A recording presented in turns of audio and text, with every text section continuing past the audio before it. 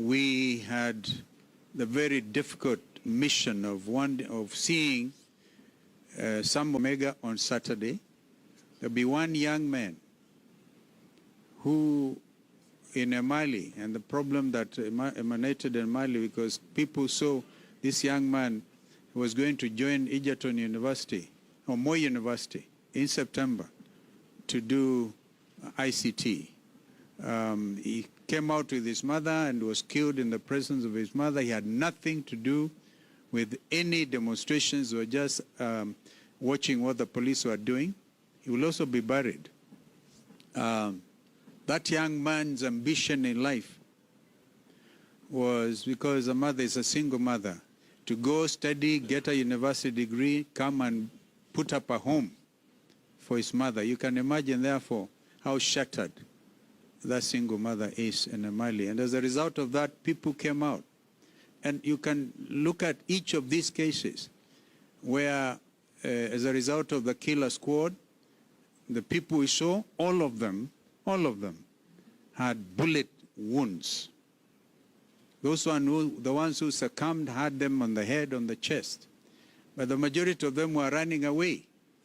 Why kill people who are running away? Because the bullets were from the back.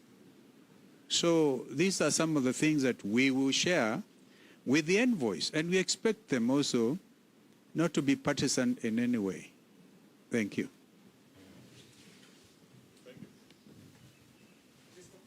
Can we have one more? Yes.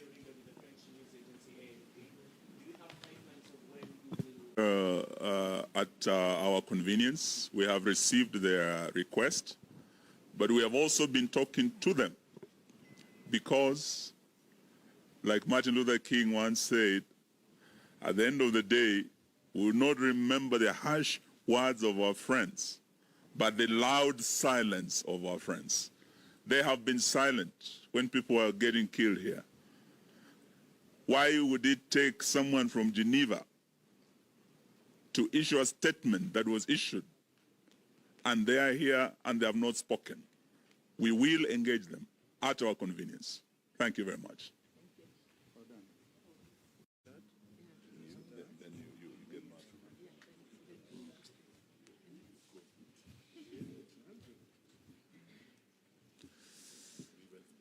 Ladies and gentlemen of the media, are you ready?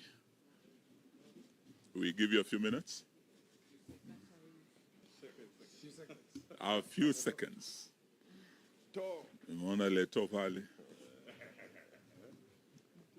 Rafiki ya mtu fulani.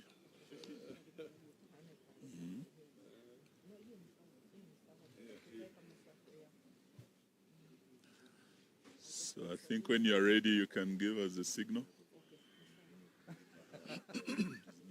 A short statement, well, it's not that short, about the protest beginning tomorrow, the run through Thursday, all the way to Friday. And I wish to start, then I'll invite the Honorable Dr. Stephen Kalonzo Musyoka.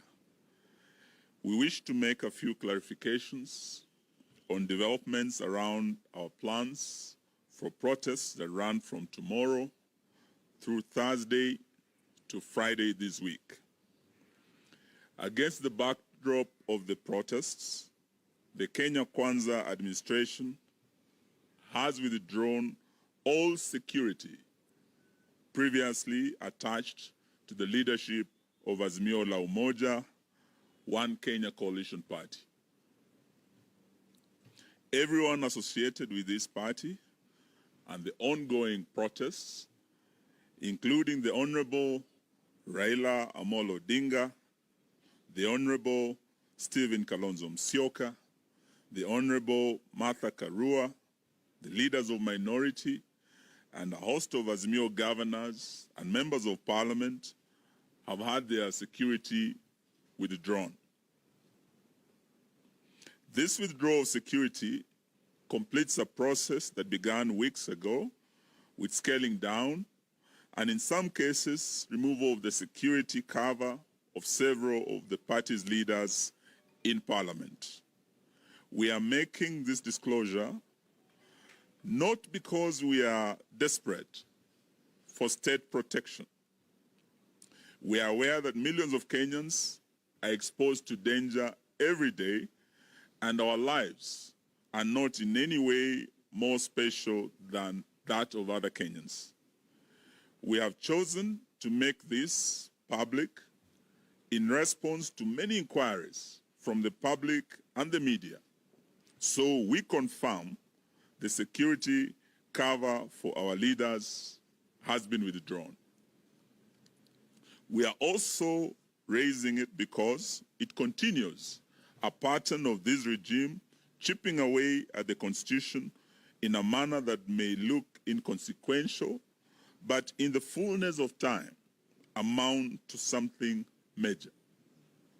This is how dictatorship starts, by chipping away at the Constitution and established traditions, suspending civil liberties, the rule by decree, repression of political opponents, not abiding by the procedures of the rule of law, and the existence of a cult of personality centered on the leader.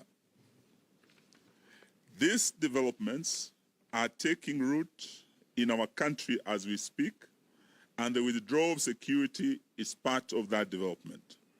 So Kenyans should not say later that they did not see a dictatorship taken off in the country.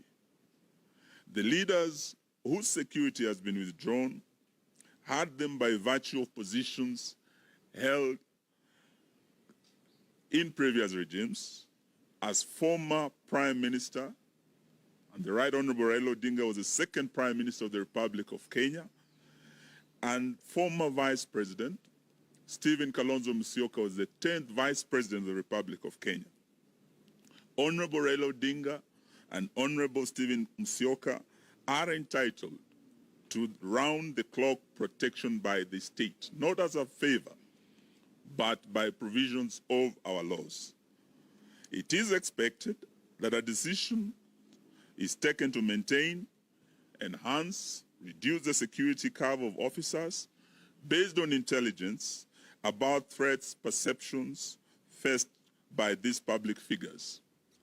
We do not understand what intelligence perceptions informed the withdrawal of the security of the second Prime Minister of our Republic and the 10th Vice President of our Republic.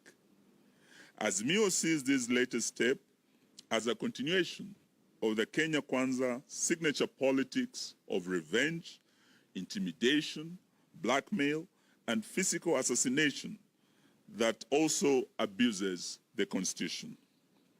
We take note that the withdrawal of security has been effected at a time when Kenya Kwanza has revived a properly resourced killer squad named Operation Support Unit under a certain Zachary Kuria, and it is embedded in the official police service for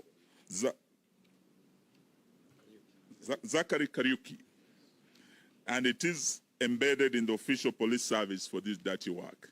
I now wish to invite the Honorable Dr. Stephen Kalonzo Musyoka to make the rest of the statement. Then invite Honorable Karua. Thank you. We have proper, accurate, and detailed information about OSU. We know its members wear civilian clothes. They travel in groups of 5 people from one ethnic community. They are heavily armed with lethal weapons. They are better facilitated in terms of logistics and transportation, remuneration, communication, and weapons and the country's official security agencies. This is a group that last week killed people in Kamukunji, Mlolongo, and Jogoo roads. They fired at people from unmarked green, black, gray, silver, red, and white, mostly Subaru vehicles. They also fired from one gray Toyota Succeed KBD 612G. each of the 5 occupants of each of the vehicles was from one ethnic community, as has been stated before. These vehicles are always parked at the traffic police headquarters near the Kenyatta Hospital, at the Anti-Terror Police Unit, and Nairobi Regional Headquarters. We restate that only mission of OSU squad is to assassinate or grievously harm Azimio leaders and Kenyans protesting against harmful government policies. OSU is a squad Kenya Kwanza resolved to cooperate with, supposedly to ensure that there is no loss of life and livelihoods. It is a squad that will kill people tomorrow and during upcoming protests. We thank Kenyans on Twitter and on social media because they on their part have been able to pick on this killer squad and spread it all over. Of course, we are still gathering evidence in this regard. I now call on Mheshimiwa Martha Karua to make the rest of the statement.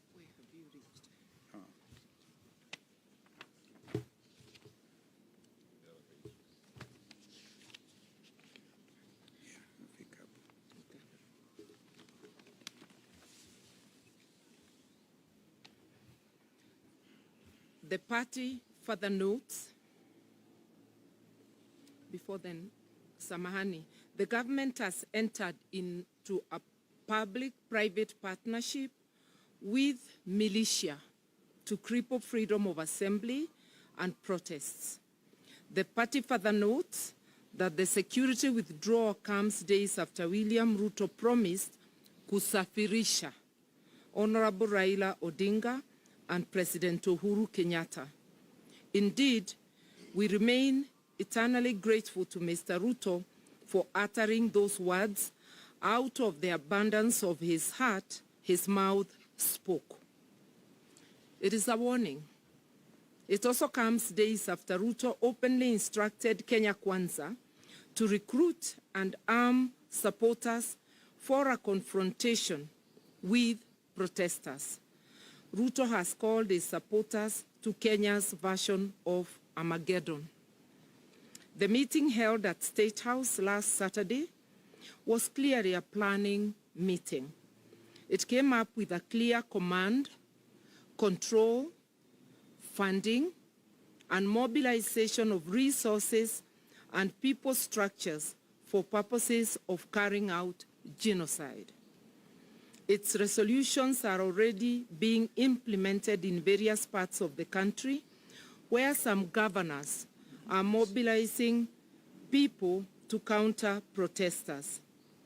It is also taking the shape of greater surveillance being conducted around our leaders' homes and offices, which are being surveyed by people in unmarked vehicles. What Ruto decreed in State House last week is part of what is going on in Sondu, Kericho, and Kisii-Kericho boundaries, where an ethnic militia is being armed against local communities. The militia has protection of the police. The events in Sondu are expected to be replicated in other parts of the country in coming days.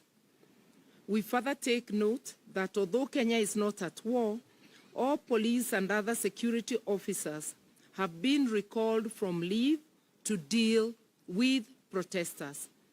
The provisions of the Constitution on the right to protest notwithstanding, Ruto is at war, not just with Azimio, but with the entire Kenyan population, especially those who do not support him.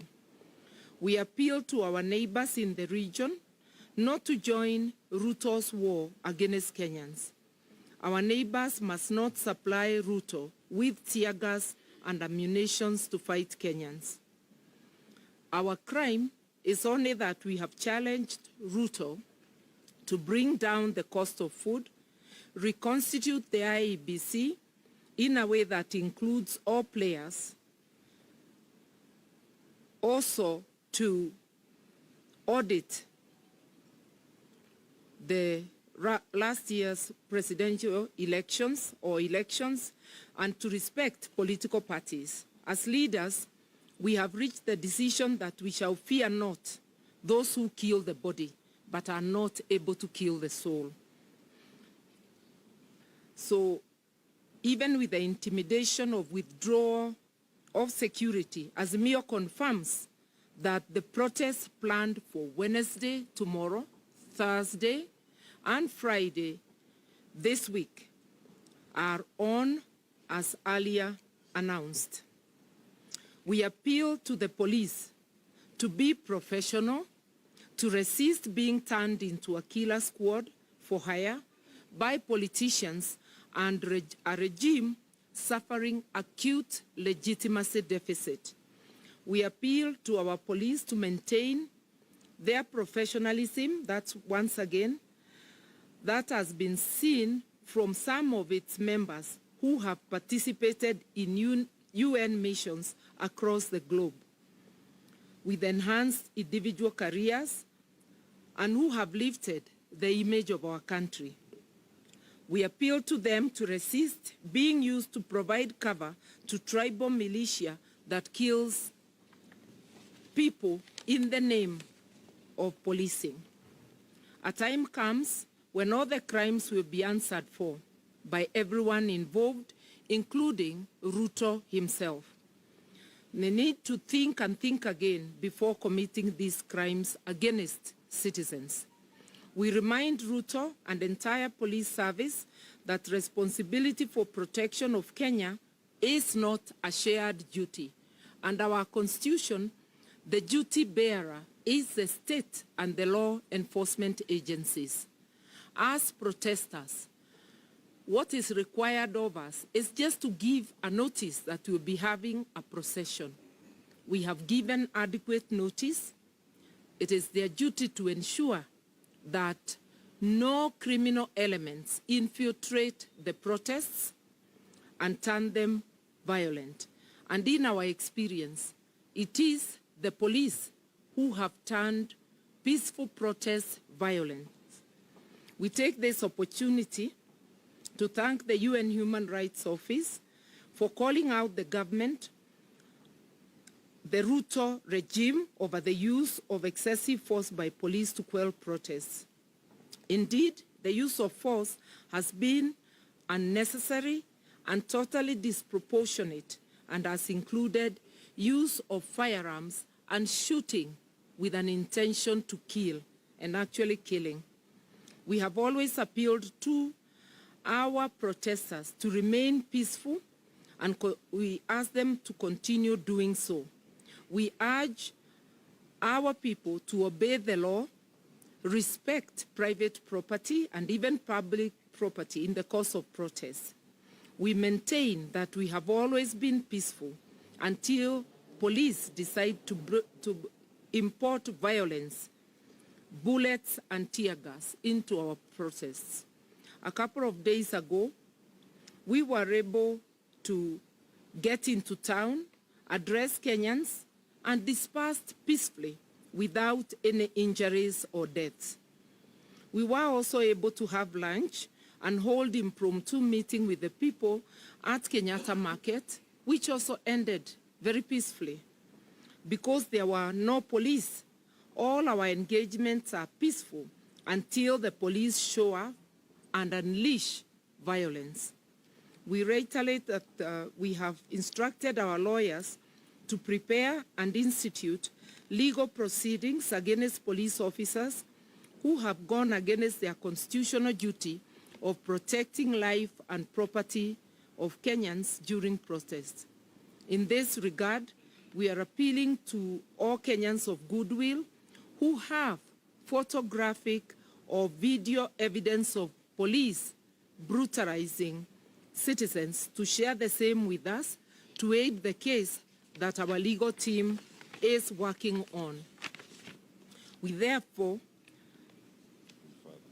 further ask Kenyans to resort to citizen journalism and photography and to film state officers, including police and politicians, who in the course of duty abuse and brutalize Kenyans. We appeal to Kenyans to take very seriously the unfolding chain of events. A new dictatorship is slowly taking root through nepotism, corruption, use of force, getting rid of opponents, and suspension of the Constitution. We call on Kenyans to put on their old armor of courage and work to take their country back before this dictatorship takes firm roots. We encourage Kenyans to continue picketing, demonstrating, and protesting in their own ways, in their own local areas, as much as they can. Our voices must be heard. In Nairobi, we will have 3 convergence points: Joseph Kang'ethe grounds, Kamukuji grounds, Jacaranda grounds. Further, at midday tomorrow, we ask Kenyans to come out of their homes and bang sufurias, pots, and pans to signify lack of food. The sufuria movement kicks off tomorrow and continues until the battle is won. At that hour of midday, we also call on motorists to stop wherever they are on the highways and roads and to hoot and flash lights in support of this movement. We encourage Kenyans to continue appending their signatures against Ruto and Gachagua and the entire regime. We are pleased to announce this morning we have hit over 6 million signatures. Those are 6 million citizens fed up with the Ruto regime. Let's continue signing up at tumechoka.com, tumechoka.net, tumechoka.org. Let us meet in the Kamukunjis across Kenya tomorrow, on Thursday and Friday. A luta continua. And before we sign off, apologies that our leader, the people's president, is not with us. He is in other engagements, critical engagements, and we spoke with him, and we are going to report to him the progress so far. Asanteni sana. Very good. Oh, yeah, we can hear you. Yeah. My name is Irene from Kenya Broadcasting Corporation. The diplomatic community has just issued a statement asking you and the government to have a sit down. And this has brought together the high commissioners and ambassadors. We are aware that members of the diplomatic corps have asked for a meeting. And in fact, I've given, because I was given the responsibility to be the convener on our side. So what you have said is news, but what we need to reiterate is, of course, we can never say no to envoys who are accredited to our country when they want to meet up with the leadership. We will have to brief them accordingly. It's a briefing business. But it's the same envoys who are also bound by the resolutions of the UN Human Rights Center in Geneva, because all the representatives from their respective countries collectively issued that statement, highlighting the fact that it is the police who got out and killed our people. We had the very difficult mission of seeing some of the Kenyans who are killed. 3 bodies at Shalom Hospital. In fact, the names are there. There are now 4. And we know there will be a burial in Kiminini, for example. 1 young man, Wanjala, be buried there on Friday, and Kakamega on Saturday. There'll be 1 young man who in Mali, and the problem that emanated in Mali, because people saw this young man was going to join Egerton University, or Moi University, in September to do ICT. He came out with his mother and was killed in the presence of his mother. He had nothing to do with any demonstrations or just watching what the police were doing. He will also be buried. That young man's ambition in life was, because the mother is a single mother, to go study, get a university degree, come and put up a home for his mother. You can imagine, therefore, how shattered that single mother is in Mali. And as a result of that, people came out. And you can look at each of these cases where, as a result of the killer squad, the people we saw, all of them had bullet wounds. Those the ones who succumbed had them on the head, on the chest. But the majority of them were running away. Why kill people who are running away? Because the bullets were from the back. So these are some of the things that we will share with the envoys. And we expect them also not to be partisan in any way. Thank you.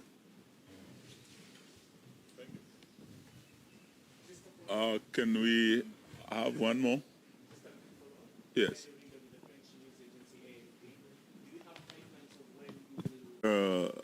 At our convenience, we have received their request, but we have also been talking to them because, like Martin Luther King once said, at the end of the day, we will not remember the harsh words of our friends, but the loud silence of our friends.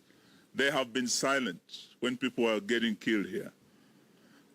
Why would it take someone from Geneva to issue a statement that was issued, and they are here and they have not spoken? We will engage them at our convenience. Thank you very much.